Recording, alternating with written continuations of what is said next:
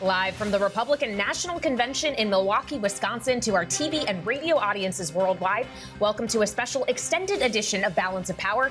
Alongside Joe Matthew, I'm Kaylee Lines. And as we come to air this afternoon here in Milwaukee, it is with a bit more information on what the Republican ticket for 2024 will look like. Joe, we have come to learn it's Donald Trump and the senator from Ohio, JD Vance. Trump-Vance will be the bumper sticker, and not a big surprise here, Kaylee.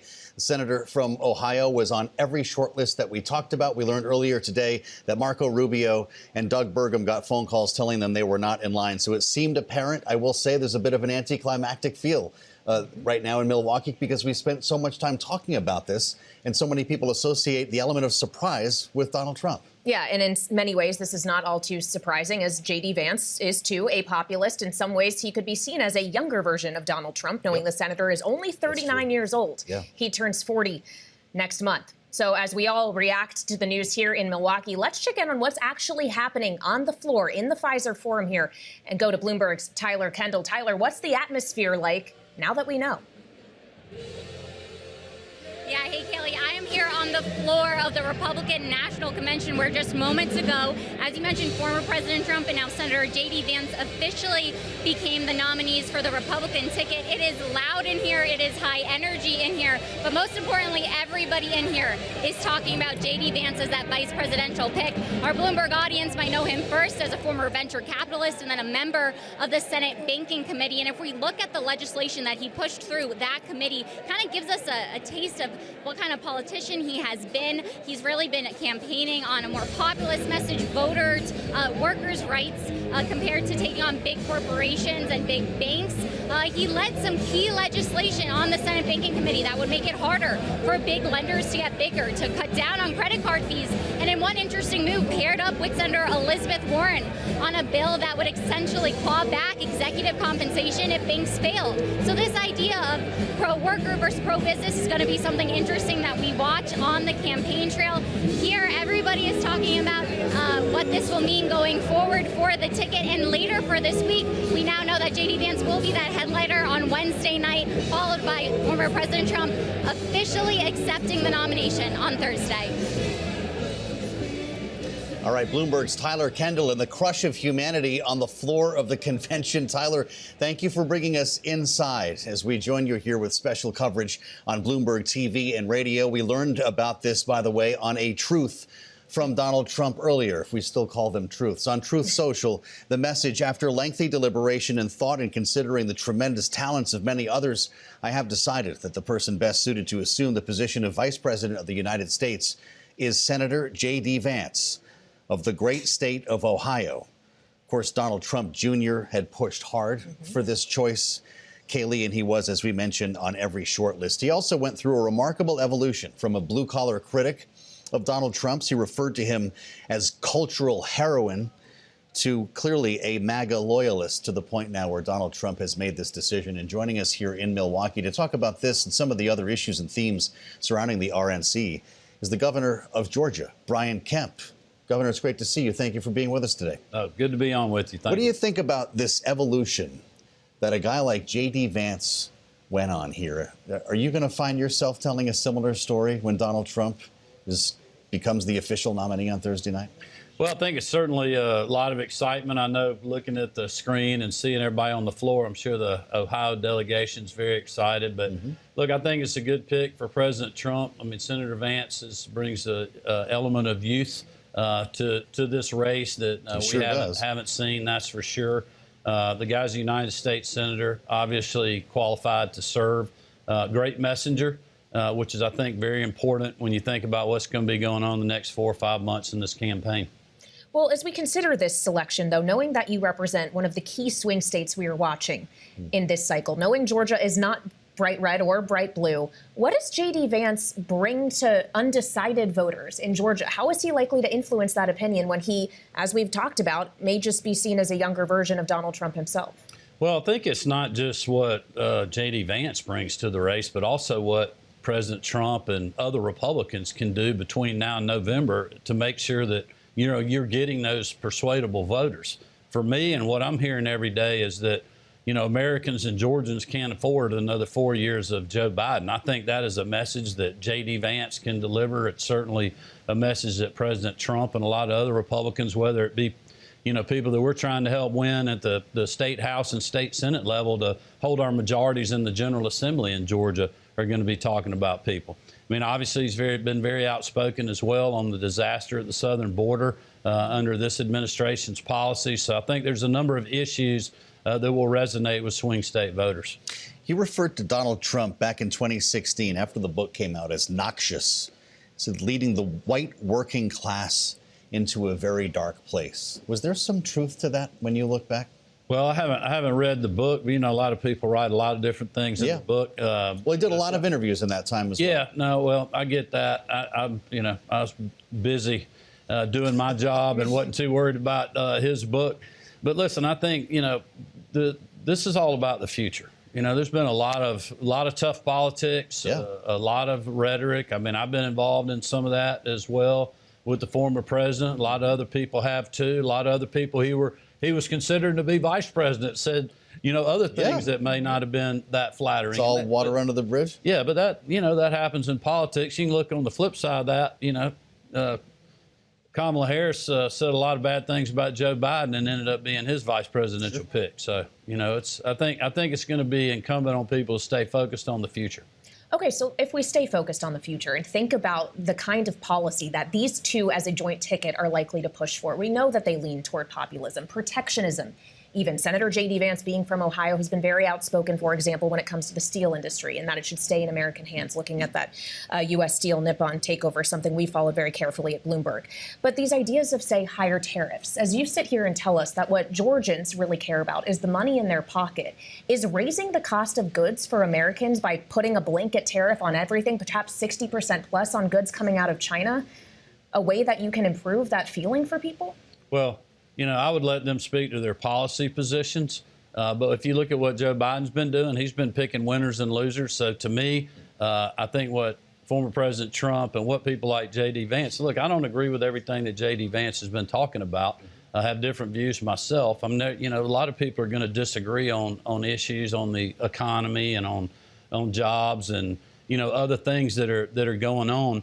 But, the thing is to try, in my opinion, is to let the market work and don't pick winners and losers. And that's what Joe Biden has been doing. I think the populist in Donald Trump and people like JD Vance is really trying to fight for the American worker and the little guy out there that's, they're not getting their, education tuition paid for. Their kids may not even have the opportunity to go for college, and just trying to really fight for that everyday American that's out there.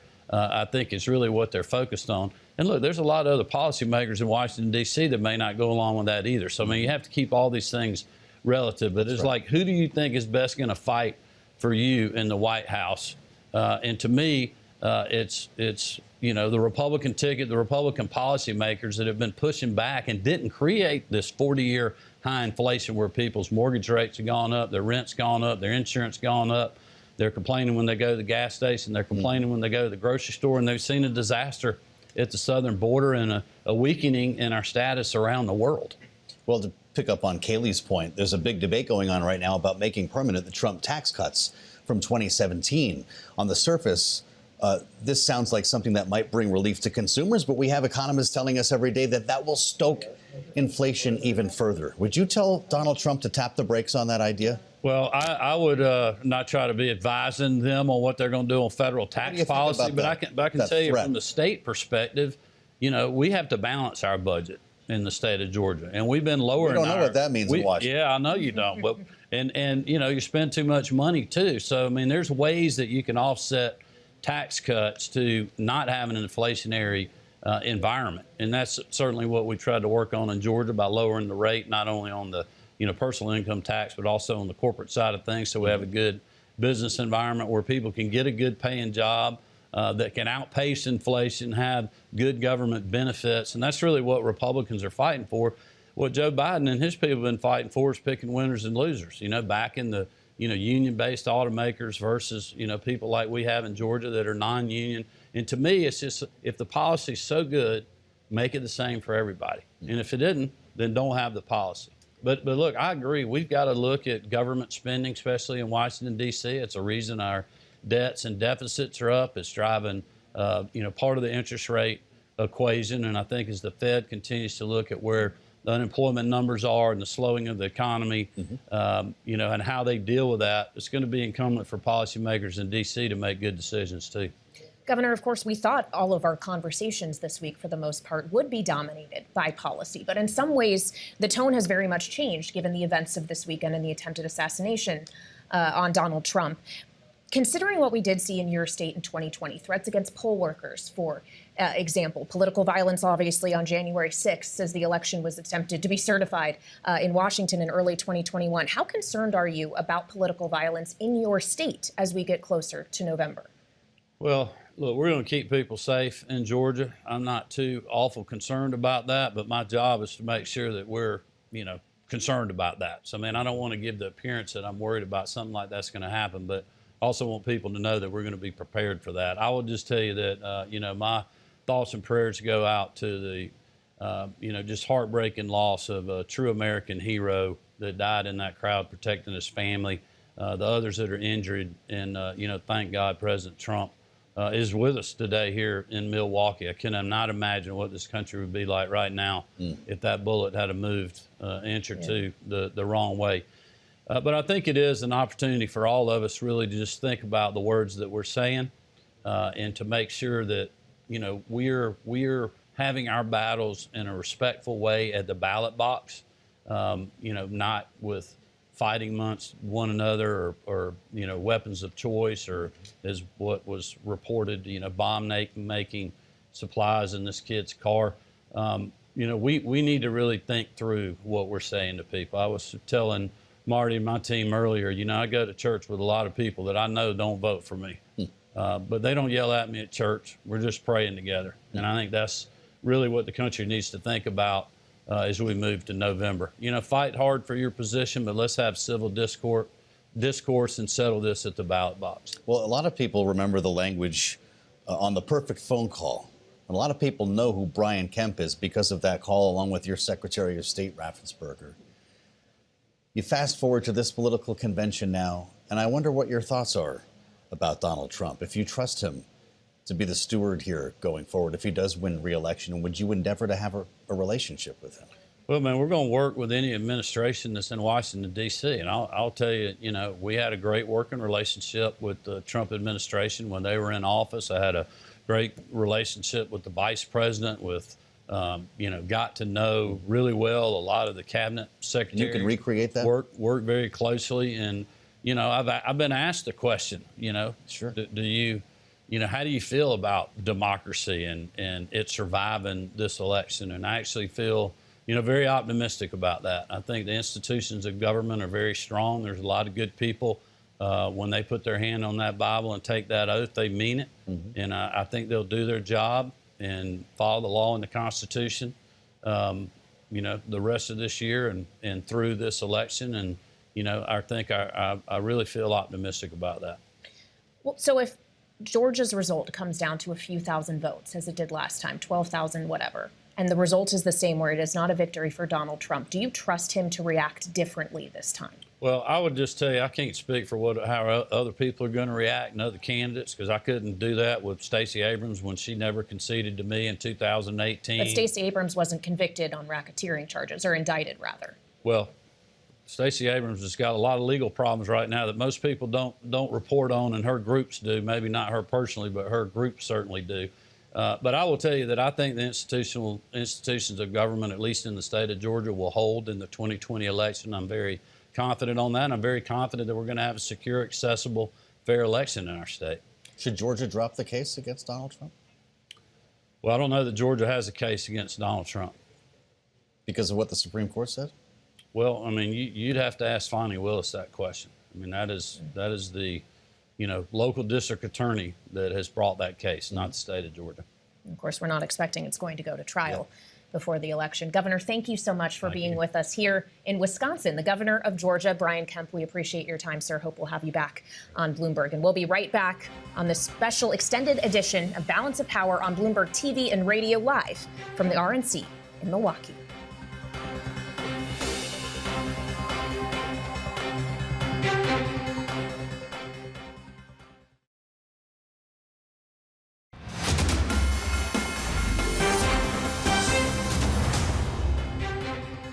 The fact that we're a divided nation is a real threat to this country. We're all trying to create a better country. We're trying to create opportunity. We're trying to create a safe environment. Let's focus on those areas. I'm trying to turn down the temperature. Okay, I'm trying to get Americans to realize that we are in this thing together and we share those same goals. Wisconsin Senator Ron Johnson talking with us around this time yesterday on Bloomberg TV and radio. Thanks for being with us on an extended edition of Balance of Power. I'm Joe Matthew alongside Kaylee Lines in Milwaukee on this first day of the Republican National Convention. As we assemble our panel, they're back with us. Rick Davis, Stonecourt Capitol, and JD Zaino, political science professor at Iona University, senior democracy fellow at the Center for the Study of the Presidency and Congress, are two Bloomberg politics contributors. Great to have you both with us on day one. We're officially underway, so let's acknowledge the fact that this convention has started and we have big news today. We have all been talking about JD Vance for months. Are we surprised that we're not surprised? What do you make of this pick, Rick? Yeah, well, I'm a little surprised by the surprise or lack thereof. Yeah. The campaign was sort of getting us all excited that there had been a rethink and a reset, and everybody was thinking about what are the other possibilities that Donald Trump could do. Hey, great job, campaign. You got us all fooled for a while, because going into this week, the odds-on favorite was JD Vance. I mean, he'd become the talking point for vice president. And so it is what everybody kind of expected it to happen, and he plays to the base of Donald Trump. He doesn't really have a profile that would bring in independent voters or, suburban women or any of the target groups that the campaign's been looking at to try and build a bridge, but he'll take care of the base. And, if there's a heir apparent to MAGA in the future now, you've got him. Wow. JD Vance. Well, before we knew it was JD Vance, when we were all still playing the guessing game, we were trying to understand if we should read into the fact that Nikki Haley is now going to be speaking at the convention this week, whether or not Trump could surprise us with the selection in that way, knowing that there was a primary voter, a Republican primary voter, that was choosing her over him. Do those same voters find more attraction to the Donald Trump ticket if JD Vance is on it? Does this help him win those people over at all? I don't see how. The reality is I'm just going through the issues on abortion. This is somebody who opposes abortion. In fact, for his Senate race, his line about abortion is ban abortion. Ukraine, he says, I don't care what happens with Ukraine. Immigration, build a wall, opposes amnesty. January 6th, denies the election. Tariffs, 10% across the board. I mean, the list goes on and on. So when you talk about Nikki Haley voters, independents, certainly Democrats, they are feeling that this is somebody who is Trump acolyte for sure, who has the love and support of Donald Trump Jr. and also people like Tucker Carlson. So I don't see how he does anything but do what Donald Trump traditionally does, which is reinforce the base. And it quite frankly left me a little bit sad, if you can say, because I was saying maybe there was a message of unity. This is somebody who blamed Joe Biden for the assassination attempt the other day, 2 hours after it happened. So I don't know if the new and improved Donald Trump I thought we might get is here, given this pick. Born James Donald Bowman in August of 1984. He's not even 40 years old. Is there an argument, a generational leadership argument here that would appeal to young voters, or is this a different story? I think he absolutely can appeal to young voters, appeal to young men in particular. He is, my understanding, the youngest VP nominee since Richard Nixon. That's 1952. So it is a smart pick from that perspective, because it's a change of generation. Of course, if you're watching on Bloomberg TV, we are seeing live pictures of Senator Vance on the floor in the Pfizer Forum here in Milwaukee. There is a big smile on his face as he shakes hands with the delegates that are gathered there, taking some selfies as well. This obviously is a big moment for the senator who, frankly, Rick, hasn't been in the political realm that long. He just started his Senate term in January of 2023 with winning, of course, with help of the endorsement of Donald Trump. Before that, a venture capitalist, which is what may make him more well-known to our viewers and listeners here on Bloomberg. But this kind of ascent, this quickly, knowing that Donald Trump, too, didn't have a long political history before he won in 2016, what do you make of it? Yeah, it's almost an advantage because, as you point out, he's got a presidential candidate who kind of eschews establishment politics. There's no way you could call him an establishment figure, even though he serves in the United States Senate.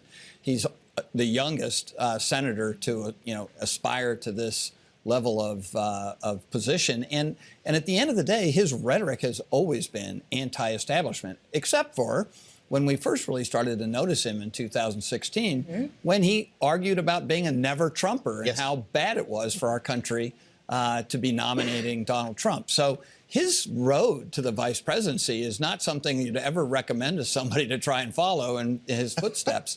But the bottom line is Trump doesn't care about any of that stuff. He's just proven it. All that has water under the bridge. He's got someone who will help appeal to these minorities, young men, blacks, Hispanics that he's picking up out of the Democratic coalition. He's got great roots in the Midwest. He understands the plight of the working class, practically his own life. And so I think this plays to the strength of the base of the party. And Donald Trump, we'll see what his speech is on Thursday, but maybe he then takes the lead in trying to refabricate his image into a place where he can attract more voters from the middle. How do you both feel about the evolution that you're referring to here, Rick? Because so many Republicans have followed that trail. That's why we just asked Governor Kemp. Maybe he would go through a similar evolution when it comes to Donald Trump. Cultural heroin, he said in 2016 on the book tour, leading the white working class to a very dark place, called him noxious. This is now his vice presidential candidate. Does this give other Republicans cover to join the parade? You know, it's hard to think of Republicans at this point who haven't said things, maybe not quite as strong, but you know, who haven't said things about Donald Trump. Story, isn't it? It is, and the fact is, Donald Trump is the Republican Party today. He owns this party. He is leading it. So you either want to play with the party, which means that you have to walk back, as JD Vance has done,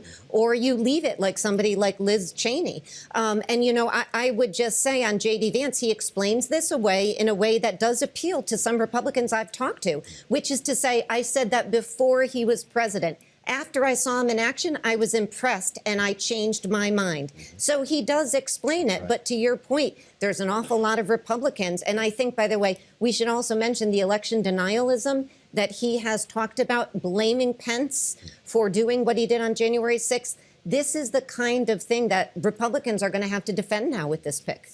Well, there's also the question of how Democrats will react, specifically President Biden, who was just speaking to reporters saying that JD Vance is a clone of Trump on the issues. We've talked about how Biden, in our final minute, Jeanne, might not be able to go after Trump as hard after the assassination attempt. Can he direct all of that toward JD Vance now? They absolutely are. I was just looking. They are already releasing pieces. We are getting ads out already. And so they are going to go hard against JD Vance. And some Democrats feel this is a way to turn the page from the issue of age and Joe Biden to the issue of the very conservative positions that this candidate has taken. All right, Jeanne, Zaino, and Rick Davis, our political panel, are staying with us as we continue this special coverage of the Republican National Convention in Milwaukee. We have the ticket. It is Trump Vance 2024, Joe. And of course, we're seeing the action still on the floor at the Pfizer Forum. Yeah, a very excited group of delegates on the floor of the Republican National Convention now officially underway in Milwaukee. We heard the roll call. Now we wait for the speeches, and we'll have a lot more straight ahead, only on Bloomberg TV and radio.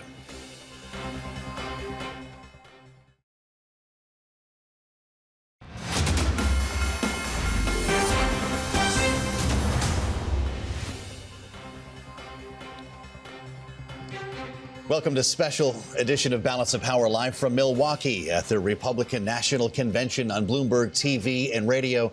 I'm Joe Matthew alongside Kaylee Lines on what is day one of the convention. And Kaylee, we have breaking news to share with our audience. If you're just joining us, we in fact came to air early to let you know that JD Vance, the senator from Ohio, is Donald Trump's pick for a running mate. Kaylee, we're looking at live images right now of JD Vance basking in the glow of this announcement. A lot of excited people on the floor of the convention today.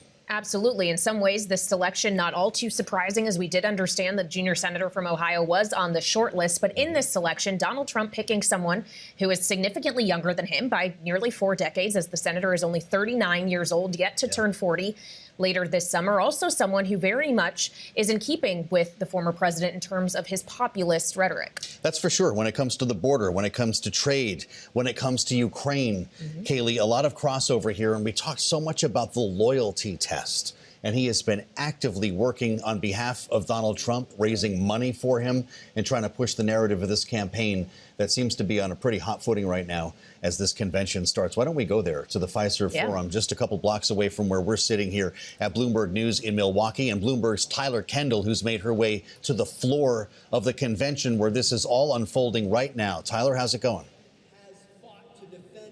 Yeah, hey, Joe. So Senator JD Vance, now the vice presidential nominee for the Republican Party, has entered the room. Immediately, everybody stood up and started chanting, JD, JD. We're going to walk around here a little bit, try to give you a sense of the people here, everybody on their feet, waiting and listening to this speech about JD Vance, cheering.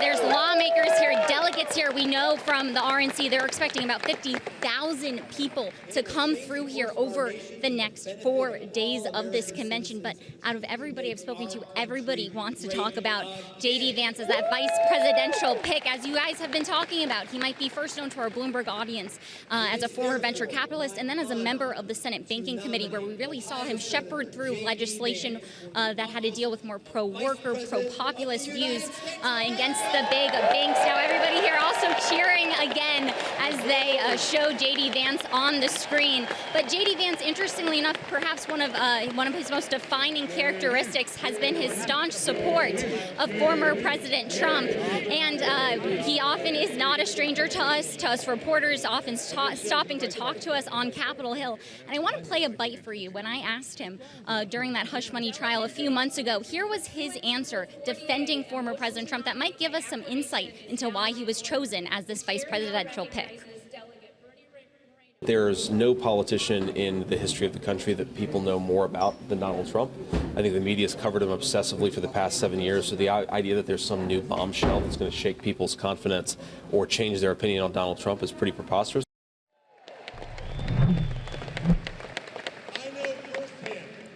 The energy is high and everything is loud in this room tonight as these delegates are listening to the speeches on the stage.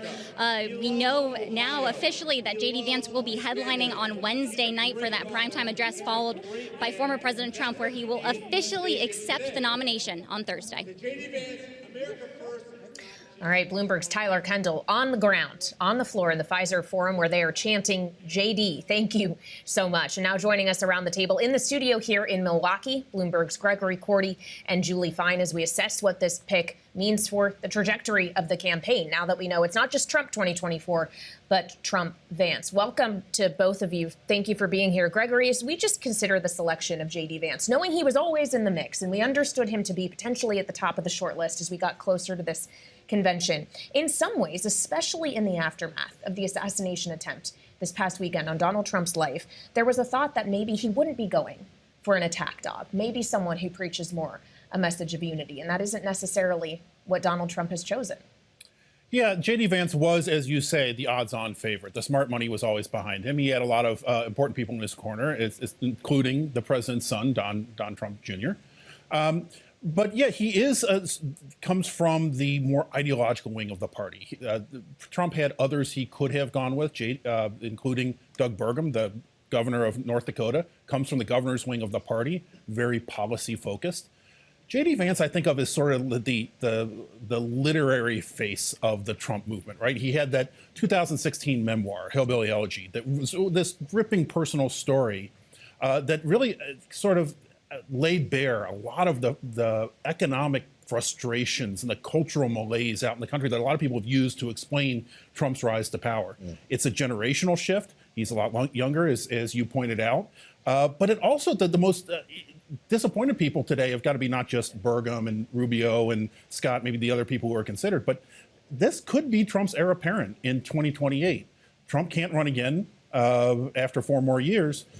He's only 39 years old. You have to think that he is a future Republican candidate, not just for vice president, but for president of the United States. It's not the first time we've heard that this hour, is it? I spoke with a Republican source shortly after this announcement. Julie Fine described him as the youngest, hungriest, angriest, and most red meat option that Donald Trump had, that we've been talking about at least. So Trump can now sit back and let Vance run and play defense for him. What do you think? I don't think that the former president is ever one to sit back. I think he will continue being, the pressure isn't on him as much to be the attack person. He's got another player on the field now, though. Right. He's got somebody that can do it for him at this point. He has another person here. I think what will be interesting here is to see how JD Vance handles this, because as you know, there's been all this discussion now about decorum and bringing down the volume after what happened this past weekend. So how does JD Vance handle that? This is not a guy that brings down the volume. So it'll be interesting to see how that fits into the ticket. Yeah. Well, it's also interesting to consider not just whether he brings down the volume, but who he brings along with him. If this is another white man, another populist white man at that, what nuance can he provide that would attract, say, an independent, undecided voter or someone who voted for Nikki Haley in the Republican primary? I think the thing that he brings to a very small degree is youth in terms of who we're seeing running right now. I mean, he's younger. He has a different background. I mean, he's an author. Many people have read this book. This was a very, it was a very popular read. It wasn't just something that you sort of picked up off a shelf at some point. It was a very popular read. I think he's well known with that. But I think if he brings a somewhat younger vote, and I think that's really the biggest difference between him and the former president. Interesting. He was slated to speak tomorrow night, which might have been an attempt to get reporters off the scent here a little bit. Now that is officially the Wednesday night vice presidential nominee speech, as usual. It looks like that Kristi Noem now officially has a speaking role in this convention. And I wonder more broadly, when we think about the messaging at this RNC, Gregory, if this is the unity, conciliatory, changed Trump that we've been hearing about since Saturday, or if we're kind of getting back to MAGA. Look, I think we're going to have to see. I mean, the convention just gavelled to order just an hour or two ago. And that is, in my mind, the single biggest question of this convention. There's no suspense that Donald Trump's going to be accept the nomination. He's now been nominated. He's going to accept the nomination. We now know who the vice presidential pick is. So the rest of what we're going to be looking for over the next 4 days is exactly that, whether Trump makes good on this promise that he ripped up his speech and now is going to give a more, you can call it conciliatory, but some sort of appeal to national unity, how that changes the whole tone and texture of this convention, whether that changes how people perceive Donald Trump. After Ronald Reagan was shot in 1981, he talked about how that was a defining moment in his life, and he thought that God sort of put him, saved him from that assassination attempt for a reason, and it gave him a new purpose. I want to see on Thursday night whether Donald Trump gives us some sense of that new purpose that he has been imbued with after that very narrow escape from assassination on Saturday night. Yeah, well, we know, at least from an interview he gave the Washington Examiner, that he was originally planning on how he described it to be a humdinger of a speech. He's reworking it now, says he wants to focus more on unity. But it's one thing to look at how Donald Trump may shift his tone. It's another to think about Joe Biden's tone, knowing that in just a few hours we're all going to get to watch an interview, a sit-down with NBC's Lester Holt, that he's been speaking about Donald Trump as a threat to democracy, when Trump just this past weekend was threatened himself during the course of the democratic process. How complicated does the messaging now become for Joe Biden, or is the new outlet for Joe Biden's attack JD Vance? Yeah, I think this it really has narrowed the path forward for Biden strategically in terms of how he can talk about Trump and how hard he can go after him. I think you raise a good point. I think that bringing in Vance is a good strategy. And the Biden campaign has also tried to make this not just about Trump the person, who obviously they have attacked him on his character. They've attacked him on January 6th. But they've also tried to attack him on policy, on abortion, on his handling of COVID, on his these more sort of democratic issues. And so those, I think, will remain. The policy issues certainly have not gone away just because of what happened on Saturday night. But yes, Biden has to be a lot more careful about how he talks about this. on top of all of the questions about his age and how he talks about really anything, anytime, anywhere, given his debate performance last month. We understand, just very quickly, Julie, we're going to be hearing snippets from Joe Biden's sit-down interview on NBC News. Is this a forest, a tree falling in the woods here? I mean, is anyone going to pay attention to this on day one of the RNC? I think there's not going to be a ton of attention paid to it. I mean, I think there will be certainly political insiders and those who want to see what he does in terms of, the political cycle moves so quickly. Remember last week we were talking about is Joe Biden even going to make it? Yep. Then this happens over the weekend. That's where all the attention goes. There are still a lot of Democrats that have lined up behind him that don't want him to be the nominee. So I think those will be the people paying specifically close attention. And I will tell you this, we may not be paying attention, but if there's a big gaffe tonight, then people will be paying more attention. We're about to find out, and we'll be reviewing some of that tape, Kaylee, as we make our way through here. Many thanks to Julie Fine and Gregory Cordy with us here at the desk in Milwaukee. Coming up on Balance of Power, a special edition of this RNC. More live coverage from the convention. We'll be joined ahead by Ohio Congressman Brad Wenstrup on this day that the Ohio senator is named Donald Trump's running mate. This is Balance of Power on Bloomberg TV and radio.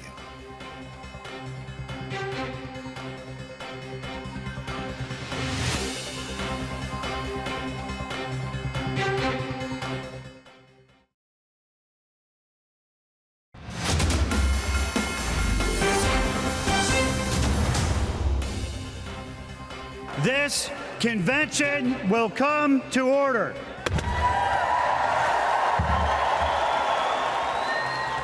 Delegates and alternate delegates, ladies and gentlemen, welcome to the 2024 Republican National Convention. And they're off. Republican National Committee Chair Michael Whatley a short time ago gaveling into session the RNC in Milwaukee, from where we join you now. Alongside Kaylee Lines, I'm Joe Matthew. With breaking news this day, the first day of the RNC, Kaylee, JD Vance, the senator from Ohio, is the rest of the ticket. Trump, Vance, not a shocker. It's been on the short list for weeks, and now we know it's official. He's been spending time on the floor with an adoring crowd here for the last little bit. Lots of smiles, lots of handshakes, and cheers of JD, or chants rather, on the floor that we heard from Bloomberg's Tyler Kendall on the ground. There does seem to be a lot of celebration of his selection today, which, of course, didn't come as all too much of a surprise as we understood him to be on the short list. Bit of a process of elimination. First, we understood Marco Rubio got the phone call saying, not today, not this time. Then it was Doug Burgum, and shortly thereafter, we understood JD Vance was in a motorcade leaving his home with us now, of course, in Milwaukee. And we wanted to bring another Republican voice from the state of Ohio. Republican Congressman Brad Wenstrup is with us. Congressman, thank you for spending some time with us today on Bloomberg TV and radio. How well do you know J.D. Vance? What do you think of the pick? Well, I like the pick. Obviously, being from Ohio, I really love the pick. But that's beside the point, I guess, in many ways. I got to know J.D. a little bit after he came out with the book. He lives near me in Ohio. And we had spent time together, especially while he was running for the Senate. So, I got to know him pretty well. And a lot of people know his story. Some people don't. But here's a guy, he's like the Cinderella man. He's gone from welfare to Wall Street. And he did it without winning a lottery ticket. He did it by going out, joining the Marines, deciding he wanted a different life. He grew up in poverty, raised by his grandmother. So many Americans today know that story, surrounded by addiction and instability within the home. But the Marines gave him a home. They gave him leadership. He served his country. He understands military and military life. That's an important component for leadership in the White House. And he goes to Ohio State University, Yale Law School. He's smart with street credibility. And, one of the things that we see, and I'm very passionate about trying to lift people out of poverty, and here's someone who gets it. We see Democrats, they talk a lot about just taxing the rich, but they don't really talk much about lifting people out of poverty. J.D. Vance has lived this experience, and we need that someone in leadership that understands that experience. It's not just something on paper for him. And same with military. So he's got the leadership skills. He knows the law. He's familiar with so many things that can be so helpful in that position as vice president. Well, if this ticket wins and he does indeed become vice president, he will be leaving open a leadership position in the United States Senate. Sir, is that a job you would go for? You know, I'm always willing to listen. You listen to your president, you listen to your governor. You know, we'll see what takes place. This is my last term in the House of Representatives. I've been missing my family a little too much. When I first started, I had no children. Now I have two. So we'll see. I've always been willing to serve my country whenever I could. And I joined the military in 1998. 9/11 happens. I spent a year in Iraq myself. And that led me to wanting to run for Congress because I looked at Washington, D.C., and I said, well, we got people running businesses that never ran a business. I started with my own practice, then joined a large orthopedic group. I served in the military, just finished 25 years of service, and was serving at Walter Reed when I got elected. And, you know, I have that health background, and those are all important things. So I do want to contribute in some way, shape, or form, even after I leave the House of Representatives. Congressman, I want to ask you from your perch on the Intelligence Committee about security at this Republican National Convention. We heard earlier today from Alejandro Mayorkas, of course, the Secretary of Homeland Security, who said this about additional security around the gathering this week. At the RNC, we have steadily increased implementation of significant physical and technical enhancements at every protective venue in support of protectees. We are also leveraging strong relationships across the law enforcement community. We had an attempted assassination, Congressman, on Saturday. What is the threat level for this RNC? Well, I would hope that the RNC is very well controlled. I remember last time when it was in Cleveland, you know, it was very well controlled. I felt safe wherever I was, and hopefully it's the same environment here. You know, I am surprised that a young person could climb up on the top of a building and then take a shot at a president.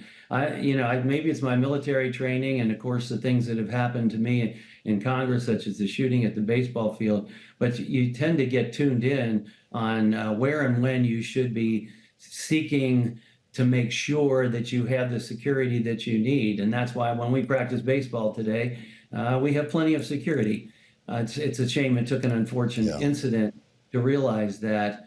But I would think that in Milwaukee, it's pretty good, because if it's anything like it was in Cleveland, we should be in good shape.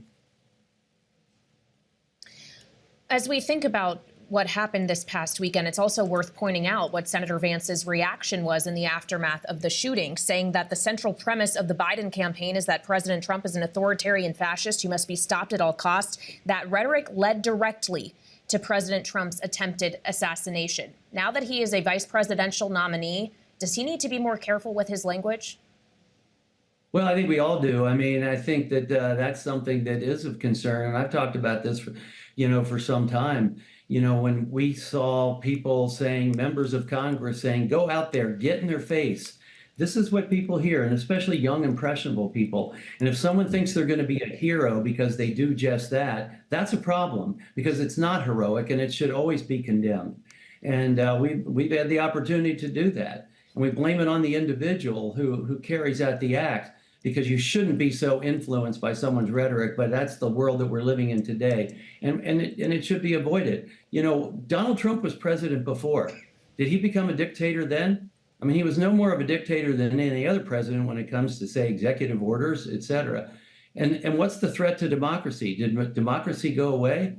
No, but I'll tell you what we did have under Donald Trump. We had a more peaceful world than we have today. And that's one of the things that I think JD Vance can understand, and how we go about that. You know, when Trump was president, the North Koreans weren't firing missiles. There was conversations with the Chinese and fighting back against their efforts. Putin did not invade Ukraine under the Trump administration, but he did under the Biden administration and under the Obama administration. And you saw things like the U.S.-Mexico-Canada agreement. I mean, that was a bipartisan event. You had unions behind it. This president is more of a uniter than he ever gets credit for. All right, Republican Congressman Brad Wenstrup of Ohio, thank you so much for joining us this evening. We'll have much more ahead here live from Milwaukee at the Republican Convention on Bloomberg TV and radio.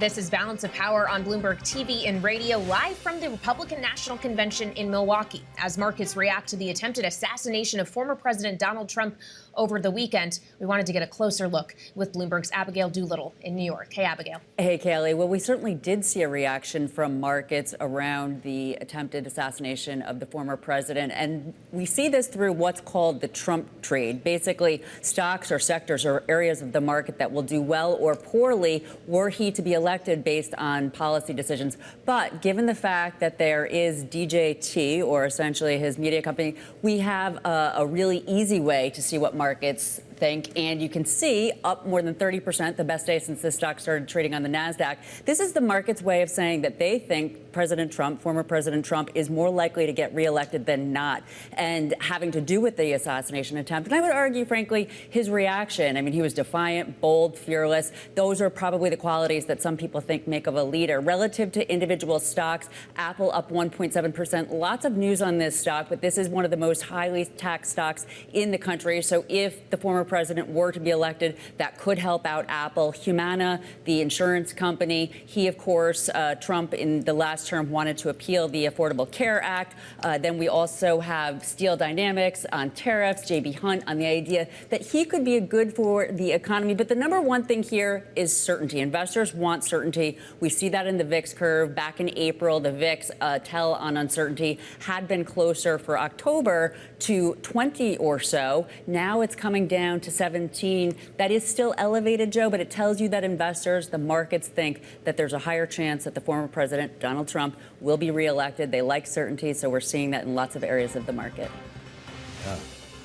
Remarkable, even as we have, 4 months before we figure this out. Our thanks to Bloomberg's Abigail Doolittle. The Trump trade alive and well. And coming up, we'll look at what's next for Donald Trump now that a judge has dismissed his Florida classified documents case. It's next on a special Balance of Power on Bloomberg TV and radio.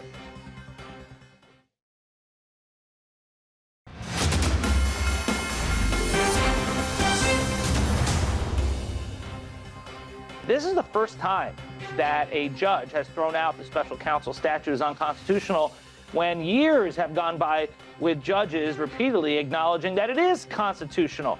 So this is Judge Cannon doing Judge Cannon things, and she will be appealed. And I do expect Jack Smith also to ask the 11th Circuit to remove her from the case.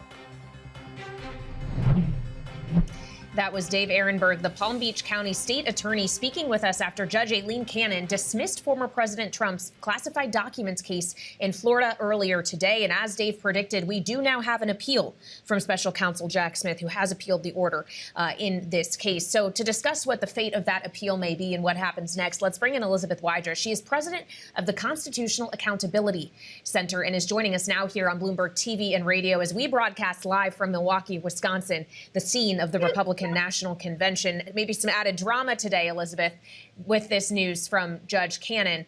As we know, Jack Smith has now appealed this. Do you expect that appeal to be successful? And even if it is, how long would that process take?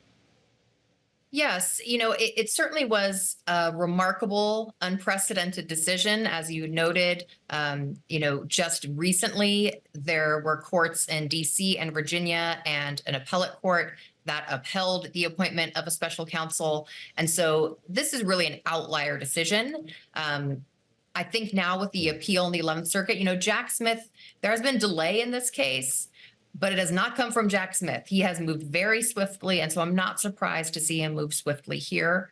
Certainly the law, the precedent, is on the side of Special Counsel Jack Smith being able to go forward with the classified documents and obstruction of justice case that he has in Florida. But I think the question is, how long does it all take? Not just at the 11th Circuit, which is the next appeal, but also the United States Supreme Court, if it gets there. And what will the conservative supermajority on the Supreme Court do with the case? We've already seen former President Trump get a victory in the presidential immunity case stemming out of the January 6th case that's pending in D.C. So, this was another victory for him, but I think we'll see how long it lasts, given the fact that a longstanding precedent, constitutional text and history are on the side of the special counsel here. Well, should Jack Smith's appeal fail, if this effort fails, Elizabeth, what does that mean for his January 6th trial? Well, just first on the Classified Documents Espionage Act obstruction case, there are options even just outside of Jack Smith himself.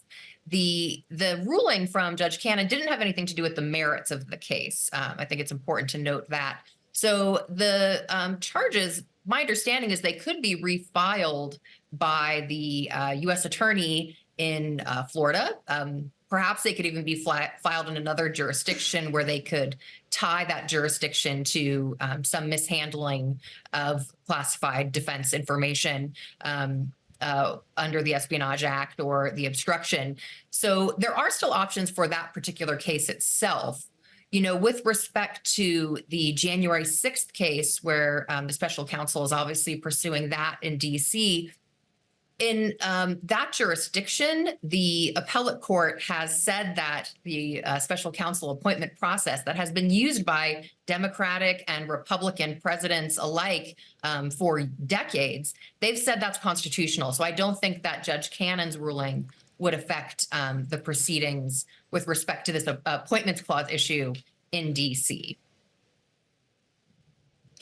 Well, we actually spoke about this with a member of the House Judiciary Committee earlier today here in Milwaukee. Republican Congresswoman Victoria Spartz of Indiana joins us on this question around the constitutionality of special counsels. And this is what she said, Elizabeth. I would say that we need to really have a serious conversation about usage of special counsels. I've noticed what's happening. We have all this investigation going, so no one can ask questions. There is no transparency. Then statute of limitation expires, so no one is bringing charges, and there is no really consequences for doing some things that are pretty serious.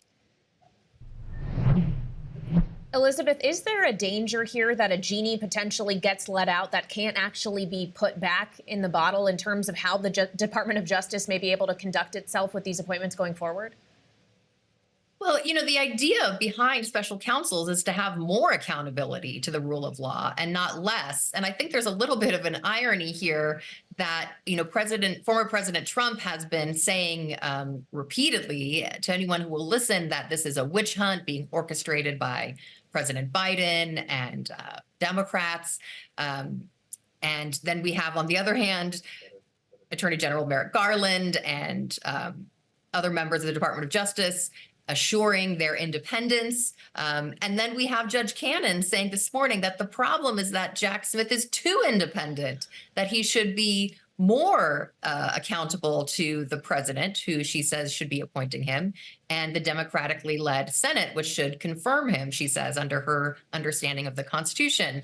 So there's a little bit of an irony there, but I'm sure former President Trump is happy to have the win either way. But the way that the special counsels have been used have been to try to ensure that there is no fear or favor when it comes to accountability to the rule of law, even for very powerful people like former presidents. So the idea that getting rid of the special counsel will somehow lead to more accountability is not something that we've seen history bear out. And certainly that was not the Supreme Court's impression when it decided the U.S. v. Nixon case, which has been used to defend the constitutionality of special counsels and special prosecutors for decades. Elizabeth, we're talking to you from Milwaukee with the RNC, the backdrop of our programming this week. Other than the sentencing that Donald Trump faces from the New York trial in September, is there anything else now, when you look at the timeline, that from a legal perspective could derail his run for the presidency? Well, from a legal perspective, I think that, even if he were convicted by a jury of his peers in these cases, that alone would not, as a technical matter, be enough to derail his presidency. But I think his run for the presidency and possible victory. But I think what it does signal to the American people is that this is a decision that they need to make in the ballot box, even if a decision cannot be reached in the jury box before the presidential election is held in November. And so, we are probably going to see more information about former President Trump's involvement in inciting the January 6th insurrection and the attempted thwarting of the will of the people from the 2020 election and the peaceful transfer of power in that case. We're likely to see some of that information when the district court in DC does sift through these issues of presidential immunity that were remanded from the Supreme Court. So the American people might be getting more information, even if there are not jury verdicts being rendered before November. And I think, one thing that is interesting in all of this is that it is highlighting the role of the Supreme Court and its importance and the way in which elections matter for the courts, because courts matter. One of the reasons we have this Judge Cannon ruling is likely very much that Justice Thomas, a conservative justice on the Supreme Court, issued a concurrence in the presidential immunity case saying, hey, I'm writing this to give a potential green light to other judges who are considering the special counsel constitutionality. So we're seeing a lot of focus on other parts of the government that people will keep in mind when they go to the ballot box. Elizabeth, it's great to have you on this breaking story today. Elizabeth Wydra, president of the Constitutional Accountability Center. Thanks, as always, for the insights. Coming up on Balance of Power, we'll be joined by Republican strategist Matt Gorman on the ground here in Milwaukee as our coverage of the Republican National Convention continues. It's next on Balance of Power on Bloomberg TV and radio.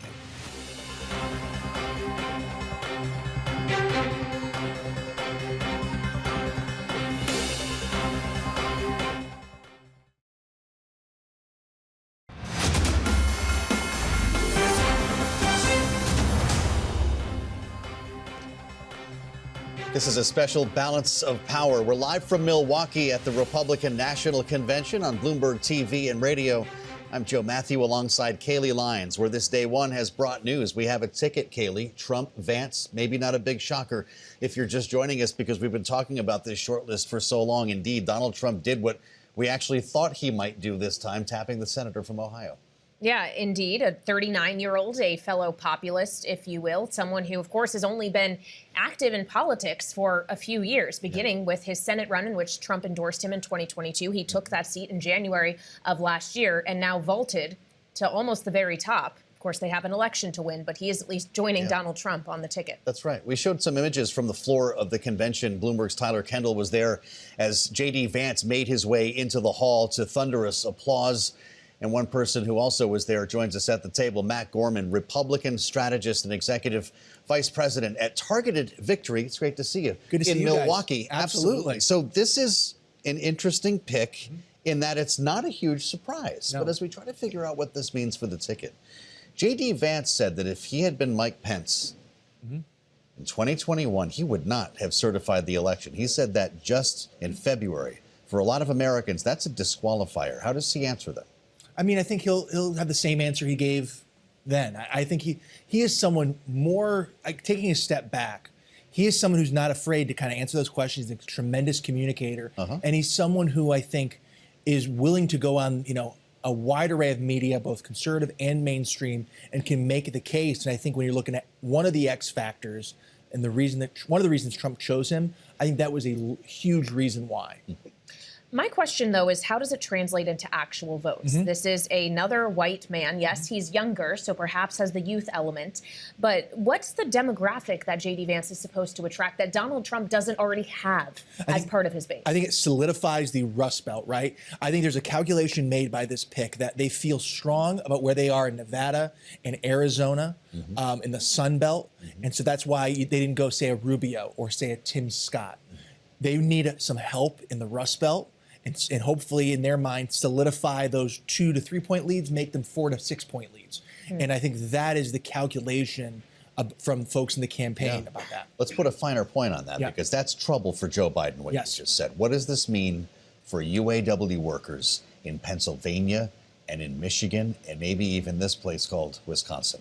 It means, in short, that they have if he's elected vice president, they have far more of a voice in the vice president's mansion than they would have had in almost any other Republican. Some say they were already breaking for Trump. Already breaking for Trump. I think this doubles down on that support. Of course, in selecting JD Vance, you leave others off the table. They were eliminated from this high-stakes version of The Apprentice. Do you see a role in the administration if Trump were to win for Doug Burgum, for even Senator Marco Rubio. Would it be advisable to leave a Senate seat to join the administration? I would ask the same about Senator Tim Scott, who was on the list. I think it would be certainly advisable. I think it would depend on the role and what the portfolio is. I think any one of them would do well by going in the cabinet. And I mean, look, obviously Burgum is an energy state. He'd be a great, position that in the cabinet. I think they'd do very well by going in the cabinet there. Mm-hmm. Donald Trump rewrote his speech. We understand he at least said this in an interview with the Washington Examiner, from a humdinger to something that will sound conciliatory, unifying. Does JD Vance bring the red meat on Wednesday night so Donald Trump can be the unifier on Thursday? I think the key to look for in JD Vance's speech, he's going to highlight not only the hillbilly elegy backstory per se, but his military backstory. And talking with folks that are close to him, he's going to be the first, if he's elected Marine, to ever be VP or president. He's the only one of the 4 nominees that has military experience right now. So that is going to be, I think they see as a white space. And I expect more than anything else, listen for that in the speech. Well, we also know, in addition, on JD Vance's resume, he's a venture capitalist. He has close ties to Silicon Valley, inclusive of Peter Thiel. Yes. How much does the ability to bring in that money matter in this calculus for the Trump campaign? I think a huge amount. It wasn't talked a lot about. JD raised tremendous sums of money for the Trump campaign from a lot of those Silicon Valley folks. And one of the other secret weapons, I talked about his ability to communicate. He can go into Middletown, Ohio, or Eastern Kentucky and talk with his hometown folks there. But as you know, he can go into Silicon Valley and talk with Peter Thiel's and the David Saxes of the world very easily. So he can mix both worlds in a way that a lot of other folks that were on the table couldn't. It's interesting what you say about being a veteran. No one's talking about this today, and it reminds us how little Americans actually know JD Vance. Yes. How does the campaign work to introduce him now? The next 3 days are going to be crucial. Right? And I think this has been, I know that Trump has kept people waiting. I believe this has been in the works for a little while. We obviously saw Don Jr. announcing that he would be introducing the VP nominee. If you were reading the tea leaves a little bit, as you said, there wasn't a surprise. This has been in the works for a while, and that means organization. And so that means they are ready, or should be ready, and I believe they will be, with how you roll him out. Because as we all know, the Democrats are going to be eager to define him. These next 72 hours are crucial. As we speak about the Democrats, before the events of this weekend, the conversation we were having is whether or not Joe Biden was ultimately going to be the Democratic nominee. Could the Trump-Vance ticket do as well against a Harris and whomever ticket, or whomever and whomever ticket? It remains to be seen. But look, I'll say this. You talked about kind of what Trump has done in the aftermath of the shooting. Biden, in essence, in the last 96 hours has solidified, at least for the foreseeable future, his future as the Democratic nominee in the top of the ticket. And so it's a rare scenario where both of them are doing what's in their political best interest after the shooting. I don't see that talk for a little while, at least until something happens. You heading back over to Fiserv? I'll see you there. Matt Gorman headed back to the floor from Targeted Victory. Really great to have you with us, Matt, as part of our special coverage here on Bloomberg TV and radio. Coming up, President Biden has efforts at counter-programming the RNC. Our political panel joins us as we continue our special coverage of the Republican National Convention. Live from Milwaukee, this is Balance of Power on Bloomberg TV and radio.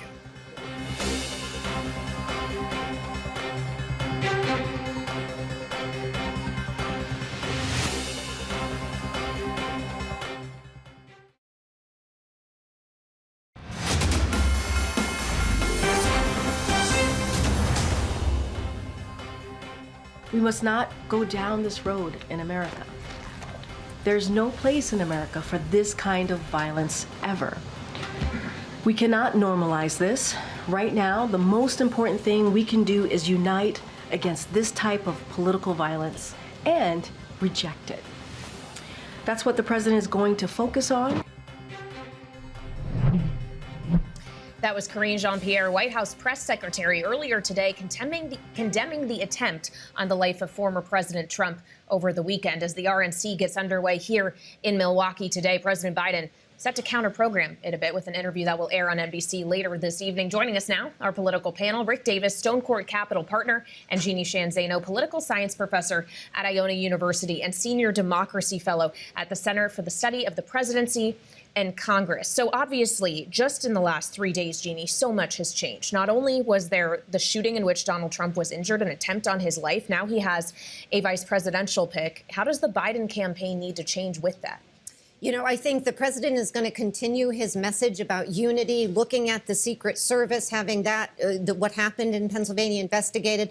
But I think the appointment of, or the nomination, if you will, of JD Vance is something that we're going to hear the president and his surrogates and his team talk about, because that brings the Biden team back to where they want to be, which is on policy. They want to make the case on abortion alone that JD Vance wants to ban abortion. He has applauded the Dobbs decision. These are things that they don't think appeal to the general public. And so that is a good sign for them if they can get back there, but they're still going to have to contend with the age issue. And that's something that has troubled them for a long time. As a 39-year-old enters the race for president. Rick, I want to ask you what I just asked Matt Gorman. People should know that J.D. Vance, as recently as February, said he would have not certified the election if he had Mike Pence's job on January 6, 2021. That would be a disqualifier for some Americans. How should the campaign present that, or is that the point? Donald Trump wanted an election denier. Well, I think that proves that Donald Trump got what he wanted, right? Which was, you know, someone just like him, right? This is right out of the mold of MAGA. This is the future of MAGA. We were always wondering who would be the, you know, next Donald Trump. Now we've got him, Vice President J.D. Vance. So I think that that movement is now, in their minds, secure for decades to come. And what implications that is for the Republican Party and how they're able to reach out across the aisle to people who thought, frankly, that the election denialism was kind of a waste of time and, you know, cut across their joint appeal in suburbs and places like that. So, yeah, my guess is they'll probably tamp it down. You don't hear anything about it in this convention so far, right? Nobody's up giving speeches about, you know, how the election was stolen. And I'll bet you a nickel that Donald Trump doesn't say one word of it in his speech on Thursday night. So the question is, has now that page been turned in MAGA movement, and where do we go from here? Well, as we consider what that then means, again, for the Biden-Harris campaign, if you're campaigning against double MAGA, would that be more advantageous for the Democratic ticket, knowing that there isn't that moderating factor now on the ticket with Donald Trump? Or if they change their rhetoric, is it not ultimately going to matter? Yeah, look, I think that most of the Democrats are worried about how they're waging their campaign, not how the Republicans are, right? They have a seismic problem. They have a candidate who, by the recent polls, is 70% of the country does not want him to be president next time around. That is an immense obligation by the Democrats to try and get them back on track. And nothing has happened in the last 2 weeks since the debate that actually has helped Joe Biden do that. And so they've got their own, you know, sort of systemic problems with the campaign for president that are now showing up in a lot of other places. I would say today, I've gotten a number of calls from people in Ohio who say, hey, this could put Bernie Moreno's campaign in high gear. You know, this could have Sherrod Brown with a, you know, with a problem on their election. So I think a lot of people have been thinking through the J.D. Vance election and say, wow, this could be really good for the chances to pick up the Senate. We started by talking about Joe Biden's interview on NBC. That's tonight. He's talking to BET tomorrow. Does he counter-program RNC all week? I think he should. I know that Rick says he should take a step back, let the Republicans do their thing. But I don't think if I was advising him, I don't think he has that luxury at this point. He has got to be out there. He's got to normalize the idea that he can go in public unscripted without a teleprompter and talk. He's got to juxtapose this campaign to that of Donald Trump and J.D. Vance. And we get to look forward to a Harris and Vance debate at some point, I hope. That's going to be fascinating. Point, right? Yes, Kaylee. CBS is already offered. September. She's accepted. We have 2 dates. This is going to be fun. I think I smell another special. Rick Davis and Jeanne Zaino. Great conversation on day 1 of the Republican National Convention. We thank you for joining us in our special coverage live from Milwaukee. This is Balance of Power. I'm Joe Matthew alongside Kaylee Lines on Bloomberg TV and radio. We'll see you back here tomorrow.